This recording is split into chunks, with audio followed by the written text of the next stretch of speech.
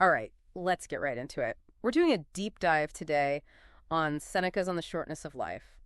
And, I think we've all felt that, like, where did the time go feeling? And Seneca was wrestling with this almost 2,000 years ago. So, that feeling that life is just like a runaway train of busyness and to-dos instead of actual living, it's a pretty timeless human struggle. Yeah, it really is. And it's amazing how timely it still feels. Seneca wasn't just some philosopher, he was right in the thick of it all. A Roman senator, advisor to Nero. I mean, talk about high pressure. So when he talks about time slipping away, it's not theoretical. Exactly. This wasn't some guy chilling in a garden. He was dealing with the drama of ancient Rome. So our mission today is to try and pull out Seneca's best advice on how we can actually live a life. The kind where we're not just going through the motions, but truly feeling alive, however long or short our time is. Ready to jump in? Let's do it. One of the most striking things Seneca points out is how protective we are of our possessions. But with time, we're reckless. We'll fight tooth and nail over a tiny piece of property. But whole hours just vanish and we barely notice. Oh, tell me about it. I am so guilty of that. Like, just the other day, I spent an hour reorganizing my spice rack. Which, okay, spices are great, but did it need that level of attention? Probably not. It's like we're terrified of running out of stuff. But time, we act like it'll always be there. And that's exactly the paradox Seneca nails. Yeah. We act like we're immortal when it comes to our desires. Like we have forever to get to that dream project or take that trip, but then we freak out about getting older like, oh no, time's running out. It's like this constant back and forth between YOLO and, oh no, I'm running out of time. And actually, Seneca brings up this Roman politician, Livius Drusus. This guy spent his whole life climbing the power ladder. And literally on his deathbed, he was like, man, I never even took a vacation, not even as a kid. Wow, what a wake-up call. Right. Can you imagine getting to the end and regretting that you never actually lived? Like, the to-do list always won over the things I really want to do list. That's why I love Seneca's idea of busy idleness. It's like, we're doing things constantly, but is it actually feeding our souls? And the funny thing is, he was calling people out on this almost 2,000 years ago. He was like, people are spending all day fussing over their bronze statues and organizing their pack animals. Like, come on, people. There's more to life than that. And don't even get him started on useless literary debates. He was like, imagine wasting your life arguing about which of Homer's poems came first. Oh, it's like today's version of getting sucked into endless online arguments, Twitter feuds, Reddit rabbit holes. We've all been there. But Seneca's point is bigger than just wasting time, right? There's this story where he's at these lavish elephant fights put on by Pompey, this powerful Roman general. And, this was like the entertainment back then, huge crowds, tons of money thrown at it. But Seneca sees right through it all. He's like, this is all just fleeting and meaningless. Yeah, and it's almost eerie because Seneca himself met a pretty violent end. Nero forced him to commit suicide. So when he talks about power and displays being temporary, it's coming from a place of real understanding. And it makes you think, what are we holding on to today that we think is so important? But maybe it's just distracting us from actually living. So I'm a little confused. Seneca's all about this, like, seize the day, live immediately kind of thing. But he's also super into philosophy, contemplation, all that deep thinking stuff. Isn't that kind of contradictory? Like, should we be out there carpe dieming all over the place? Or should we be sitting under a tree, pondering the meaning of life? It's a good question. It might seem like Seneca's sending mixed messages. But the thing is, he's not saying to just do whatever feels good right now. Living immediately, for Seneca, is about aligning your actions with what you truly value, not just chasing fleeting pleasures. So it's more about intentionality than just like racking up a bunch of random experiences. Exactly. And that's where philosophy comes in and helps us figure out what actually matters to us. Because without that self-reflection, Seneca argues, we're just blindly chasing things that might look shiny but won't really make us happy. It's like those people who are always jet-setting and hitting up every trendy restaurant but never seem to find any real contentment. They're busy, but are they actually living? I don't know. It's kind of sad. That's that busy idleness trap again. All action, no substance.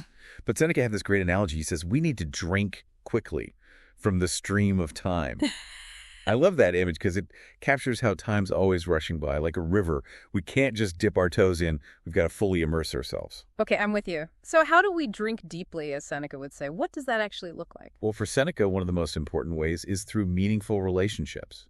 He was a huge believer in the power of strong, virtuous friendships to enrich our lives. But he wasn't about just, like, having a ton of friends, right? He was pretty selective about who he let into his circle. Oh, absolutely. Seneca was all about quality over quantity. He warned against people whose desires were always pulling him in different directions, constantly chasing the next big thing, always onto the next trend, the next party, the next whatever. Sounds exhausting, to be honest. Seneca actually compares it to sitting next to someone with a contagious illness. He's like, their restlessness can be infectious. Instead, seek out friends who are grounded, virtuous, people who inspire you to be your best self. I love that. It's like surrounding yourself with a team of personal cheerleaders, but like the really wise kind. The ones who will also call you out when you're slipping. What if you don't have those kind of people in your life yet, though? Seneca has an answer for that, too. He says to turn to the great minds of the past through books and study. You can basically build your own dream team of mentors by immersing yourself in the wisdom of philosophers and thinkers, people who have wrestled with these same questions for centuries. So it's like having a personal board of advisors, but they're all, super smart and dead. Exactly. You get all the wisdom without any of the scheduling conflicts. But seriously, Seneca wasn't just about these lofty ideas. He was giving practical advice on how to live a better life, even when things are tough. He talked about loss, hardship, even exile, drawing from his own experiences. Yeah, this guy went through a lot, but he had this core belief that nothing external could truly harm us. He said, it is the mind that makes our wealth, meaning true happiness comes from within, not from stuff or status. He uses the example of the philosopher Zeno, who, after losing all his possessions in a shipwreck, simply said, "Fortune bids me to be a less encumbered philosopher." Talk about rolling with the punches. That is such a boss move. He saw the loss as an opportunity to focus on what really mattered. And Seneca takes this idea even further, saying we should view our bodies, our health, even our lives as things ultimately beyond our control. Now, that might sound a little extreme, but his point is, by detaching ourselves from these external things, we free ourselves from the fear of losing them. It's not about being reckless. It's about cultivating inner strength and resilience. So instead of clinging to things we can't control, Seneca's saying we should focus on what we can control. Our minds, our actions, our responses to life's curveballs. It's about shifting from what do I have to who am I? Exactly. True wealth, for Seneca, is about cultivating virtue, wisdom, and inner peace. And the cool thing is, no one can take those things away from you. No matter what life throws your way, you can always work on your inner world, focus on your values, act in accordance with your best self. That's such a powerful message, especially in a world where we're constantly told to buy more, achieve more, be more. Seneca's over here like, hey, chill out. True fulfillment comes from within. Totally. But he's also realistic. He knows this is a journey, not a quick fix. He compares it to a veteran enduring his wounds. It takes discipline, practice, and a willingness to face our own weaknesses. He even suggests that sometimes we need to, and I quote, use evil against evil, meaning we can learn and grow from hardship, even use it to fuel our resilience. It's like, you miss a deadline at work, or you have a falling out with a friend. Those things suck in the moment, but you learn from them. You build resilience. Exactly. Seneca tells this story about Sextus Tyrannius, who was so devoted to his work that even at 90 years old, he begged to be reinstated after being forced into retirement. Seneca uses this to show how easily we can become slaves to our pursuits, even the ones that seem important. It's a reminder that we need balance, action and contemplation, engagement with the world, and cultivation of our inner lives. So we're always told to hustle hard, follow our passions, go, go, go. But Seneca's over here like, whoa there, maybe chill out a bit. And it's like he predicted burnout culture way back in ancient Rome. Right. It's not about giving up on your goals, but be mindful, don't spread yourself too thin. And he also warns against getting caught up in what other people think. Trying to keep up appearances is exhausting. Seneca's all about that honest and unadorned simplicity. Just be yourself, no masks. Which, honestly, that takes guts in a world that's obsessed with how everything looks. It's like he's giving us permission to just drop the act and embrace being perfectly imperfect. I like that. And that actually leads to what might be Seneca's most challenging idea, But also, maybe the most liberating.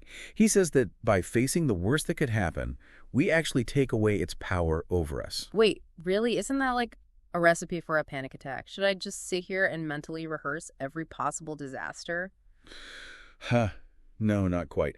It's not about being a doom and gloom pessimist. It's more about acknowledging that life is uncertain. Bad stuff happens sometimes. By accepting that, instead of running from it, we can let go of some of that fear and anxiety. Okay, I see what you mean. It's like when you're a kid and you're scared of the monster under the bed. But then you turn on the light, look under there, and realize there's nothing there. The fear was worse than the reality. Exactly. Seneca uses this great analogy of a gladiator entering the arena. We admire the gladiator who faces their opponent with courage, even a kind of contempt for death because they've accepted the risk and are fully present in that moment. So it's not about seeking out danger, but understanding that risk is part of life. And by embracing that, we find more freedom. Exactly. But how do we actually do that? I mean, it's one thing to get the concept, but to really live it is a whole other thing. Yeah, how do I not spiral into an existential crisis every time I think about, everything that could go wrong? Well, Seneca suggests reflecting on the misfortunes of others. Not in the morbid way, but as a reminder that hardship is a universal human experience. Nobody gets through life unscathed. It's like that saying, everyone you meet is fighting a battle you know nothing about. Remembering that makes you a lot more compassionate and maybe a little less scared of your own struggles. Right. And he points out that those smaller setbacks can actually prepare us for the bigger ones. It's like building up our emotional immune system. Okay, I love that analogy. So it's not about avoiding challenges, it's about learning to handle them better. Exactly. Seneca believed in being prepared mentally and practically. He told people to restrict their activities, meaning don't overextend yourself, know your limits. That's where that whole work-life balance thing comes in, right? Seneca, the original time management guru, he's also big on limiting desires, especially the ones driven by greed or ambition. Right, because true happiness doesn't come from chasing stuff or status. It's about finding contentment and enjoying the simple things. Seneca, the OG minimalist.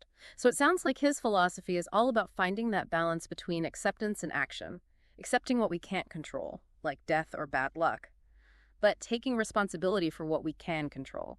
Our thoughts, our actions, how we respond to challenges. You got it. And it's incredible how relevant his ideas still are. He was tapping into something so fundamental about being human, that desire to live a meaningful life no matter what obstacles we face. So it's not just about living longer, it's about living better. Exactly. And here's Seneca's final message to us. Don't wait for the perfect moment. Don't put off your dreams. Don't let fear hold you back. Live immediately. Embrace the present moment. Cultivate your virtue and find joy in just being alive. Mic drop. I think Seneca just gave us all a pep talk. So remember, everyone, life is a gift. Use it wisely. Now go forth and live. Go forth and live. It's been great diving deep with you today.